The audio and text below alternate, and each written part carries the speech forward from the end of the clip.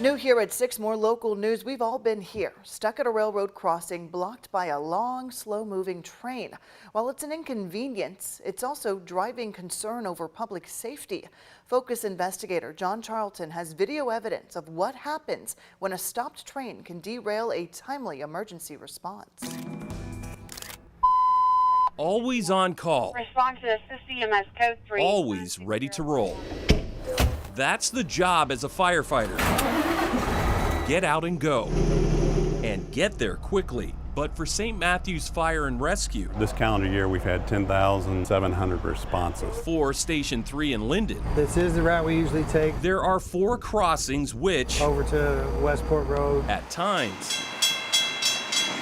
and depending on the timing, could cut off the emergency response. As far as freight trains go, this was a fairly fast one, and not very long. But when trains have stopped those of us in our tracks, it's usually a much longer wait, and that's if the cargo is actually on the move. Sometimes it's at a complete stop, like this time on Lyndon Lane on July 22nd, this night in Anchorage on August 26th, and in the afternoon on August 30th, back on Lyndon Lane. That day when we got there, the train had been stopped for at least 9 minutes before it started moving again. Seconds count in this business. And every second, better yet minutes, could be the difference between life and death. But if it's blocked, then we either have to go around or we can call one of our other stations if they're available. One such scenario happened on December 27th. Lyndon resident Chris Bayer. Well, how about that? Fire truck hit across the tracks. Couldn't believe Yeah. what he was seeing. What are you gonna do? And what he saw St. Matthew's Fire and Rescue had to do was turn around on Lyndon Lane and reroute. A loss of 3 minutes. I'm more baffled than anything. Yeah. Baffling, bordering on upsetting. Interestingly, a minute later, an ambulance followed. No luck for you either, buddy. Perplexed Nope. and baffled by what I'm seeing. But quickly, I just rode my bike to the next crossing at Washburn, and Guess what else, guys? sure enough, it was stuck there too. You know, minutes in a crisis make a big difference. A left out of the fire station onto New LaGrange Road, then the first right onto Lyndon Lane. It's pretty much a straight shot over the tracks and to the nursing home where they were responding to that night. It's less than a mile.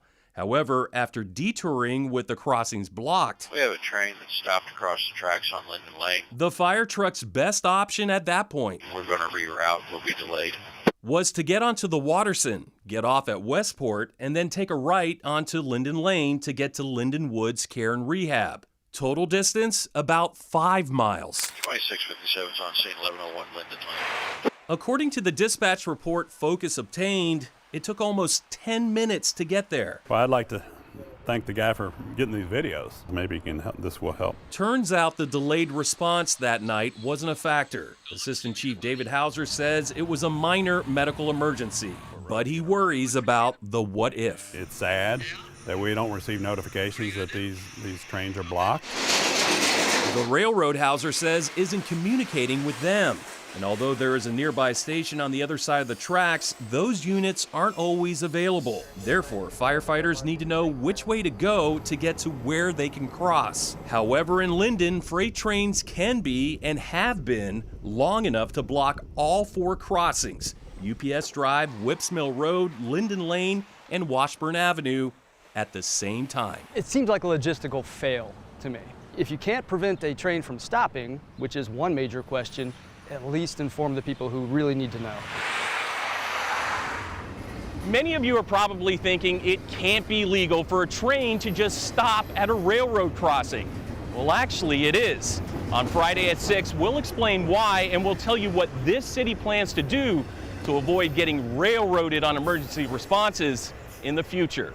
In Lyndon, I'm John Charlton, WHAS 11, on your side.